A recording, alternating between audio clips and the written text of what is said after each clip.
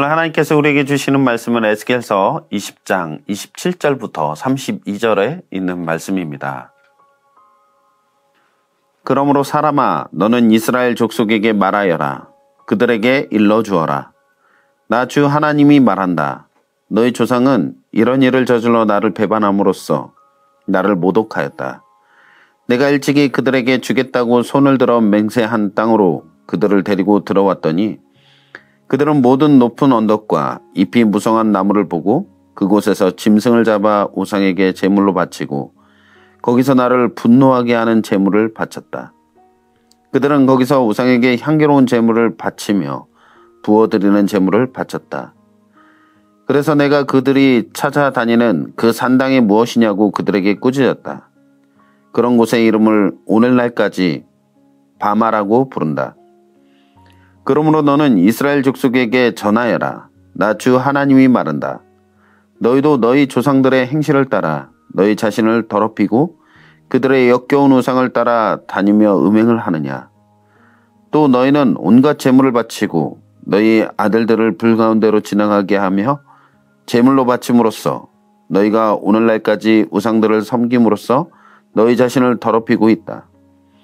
그런데도 내가 너희가 나에게 묻는 것을 허락할 수 있겠느냐?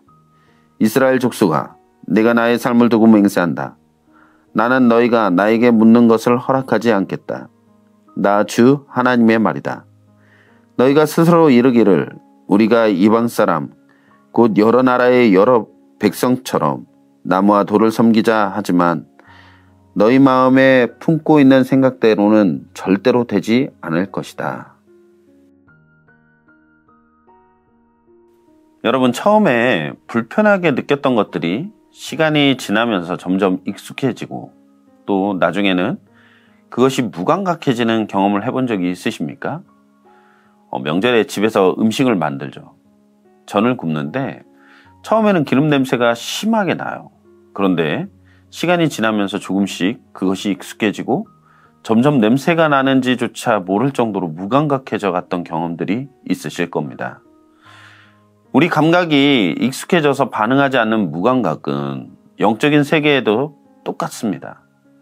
음식을 하고 있을 때는 잘 몰랐는데 밖에 있다가 들어오면 음식 냄새를 금방 알아차리듯 우리는 영적으로도 서서히 익숙해지는 음식 냄새처럼 스며드는 죄 또한 그렇게 우리 안에 가만히 스며들어 익숙해질 수 있음을 경계해야 합니다. 처음에는 말씀에서 벗어나는 일이 마음을 찌르고 이건 아닌데 라는 그런 양심의 불편함이 있습니다. 그런데 그 일을 반복적으로 하다 보면 주변 사람들도 다 그렇게 하는 것처럼 느껴지고 이제 그것이 큰 문제로 느껴지지 않을 때가 있는 거죠. 이게 바로 영적 무감각입니다. 오늘 본문 속 이스라엘 백성들은 앞선 세대인 그들의 조상들이 범한 죄를 보면서도 그것에 경계하고 돌이키기는커녕 이전 세대와 똑같은 악한 길을 걸어가면서 아무런 죄책감이나 위기의식이 없는 상태로까지 놓이게 되었습니다. 개구리가 끓는 물에 들어가면 팔짝 뛰어오르지만 서서히 데워지는 물에 있을 때 자신이 그곳에서 죽어간다는 사실도 모른 채 가만히 있는 것처럼 영적으로 무너져가고 있는지도 모른 채 익숙해지고 적응이 되면서 이제는 죄가 죄로 여겨지지 않는 상태가 되는 모습이 현재 이스라엘 백성들이 처한 상태였습니다. 하나님은 이스라엘 백성들의 조상들의 죄를 말씀하고 있습니다. 하나님께서 죄와 노예의 상태 가운데 있었던 이스라엘 백성들을 구원하셔서 약속하신 가나안 땅에 들어갔지만 하나님을 믿고 하나님을 따라야 할 백성들이 그 땅에 있었던 높은 언덕과 무성한 나무를 보고 가나안의 우상들을 섬기고 우상들에게 제물을 바치게 되었습니다. 처음에는 그들도 깨닫고 죄에서 돌이키고 또 회개와 결단이 있는 시간들도 있었습니다. 그래서 어느 정도는 영적인 부흥이 일어났던 때도 있었습니다. 그런데 이러한 하나님을 떠났다가 하나님의 경고와 심판 앞에 다시 회개하고 돌이키기를 반복하다 보니 이제는 점점 죄가 익숙해지고 무감각해져 가기 시작했던 겁니다. 그래서 불편하던 것이 오히려 편해지고 이상하던 것이 이제는 당연해지는 모습으로 나타나게 된 것입니다.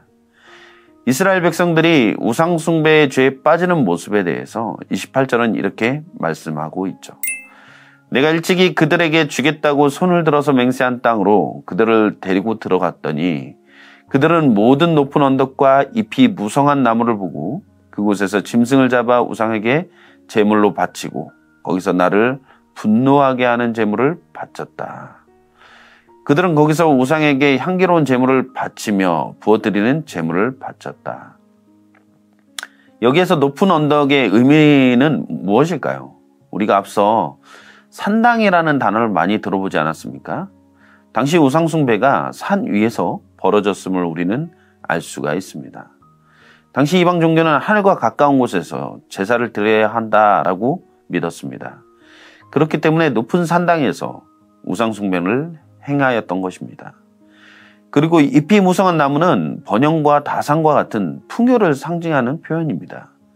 그들이 바라는 풍요를 위하여 나무에게 짐승을 잡아 제물로 바치는 제사를 드렸던 것입니다. 결국 그들은 번영과 안전을 위해 하나님보다는 눈에 보이는 대상을 더 의지한 것입니다. 이스라엘 백성들은 이러한 산당과 우상들을 찾아다녔어요. 29절에 보니까 이렇게 나와 있죠. 그들이 찾아다니는 그 산당이 무엇이냐고 그들에게 꾸짖었다. 그런 곳의 이름을 오늘날까지 바마라고 부른다. 이 부분을 보면서 알 수 있는 것은 우상숭배는 우연히 빠져드는 것이 아니라 의도적으로 찾아가는 죄라는 것입니다. 그냥 하다 보니 어쩌다 된 것이 아니라 마음속에 이미 그것을 향한 발걸음을 정해놓고 나아가는 경우가 많이 있다라는 것이죠. 죄라는 것이 그렇게 익숙해지면 중독처럼 찾아다니게 되는 것입니다. 처음에는 어쩌다가 지을 수 있어요. 그런데 철저한 회개와 돌이킴이 없이 그것이 무감각해지고 익숙해져 버리면 이제는 적극적으로 찾아 나서게 되는 것이 죄입니다. 이스라엘은 가나안 땅에 머물던 민족들과 접촉하여 우상숭배를 접하게 되었을 것입니다. 시간이 흐르면서 점점 이제는 찾아가 죄를 적극적으로 범하는 지경에까지 이르게 되었습니다.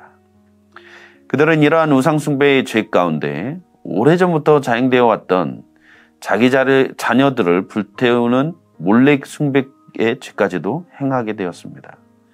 이러한 심각한 우상숭배에도 불구하고 그들은 하나님께도 나와서 하나님 우리의 길을 알려주십시오 라고 묻기도 합니다.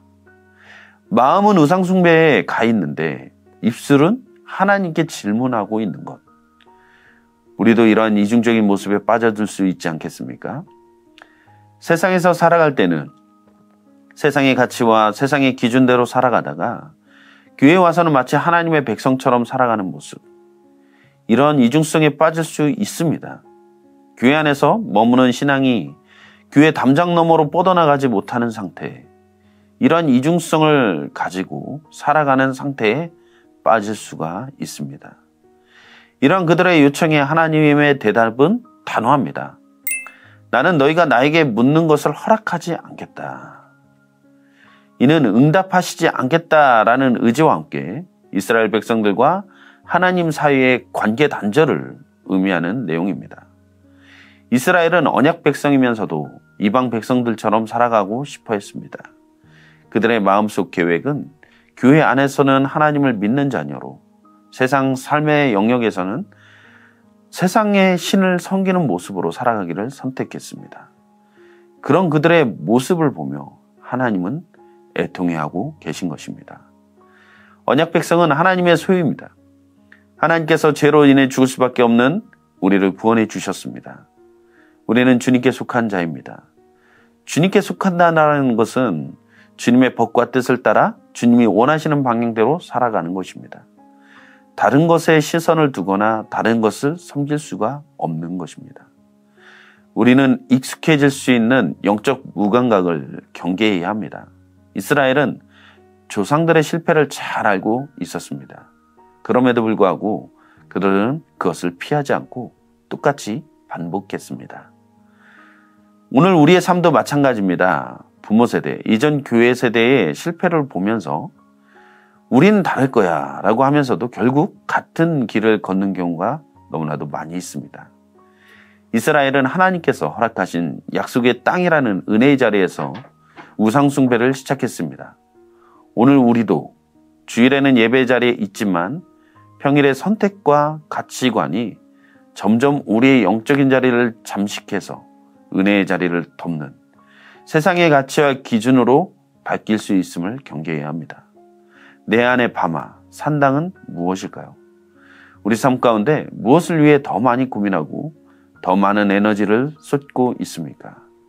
그것이 하나님보다 앞에 있다면 그것이 바로 산당이고 우상 숭배입니다. 반복되는 이러한 죄의 무감각을 끊어내야 합니다. 너의 생각대로는 절대로 되지 않을 것이다. 하나님의 이 말씀 참으로 두렵지만 동시에 은혜입니다. 하나님은 우리가 스스로 무너져서 끝나도록 내버려두지 않으십니다. 우리가 이방인들처럼 살아가고자 해도 하나님은 우리를 붙잡아 주십니다. 그러므로 오늘 주신 말씀 가운데 우리 모든 성도님들의 삶 가운데 믿음의 결단, 영적 무감각에서 깨어나 다시 하나님께로 마음을 열고 우리의 산당을 허물고 주님만 의지하는 온전한 예배자로 서는 저와 우리 미랄교회가 되기를 간절히 소망합니다. 기도하시겠습니다. 사랑의 주님, 너무나도 감사합니다. 하나님의 자녀이고 하나님의 백성으로 살아간다 하지만 우리 안에 가만히 스며들어오고 조금씩 익숙해져가는 그 죄의 모습과 타협하며 점점 죄악된 모습으로 변해져가는 우리의 모습을 볼 때가 있습니다.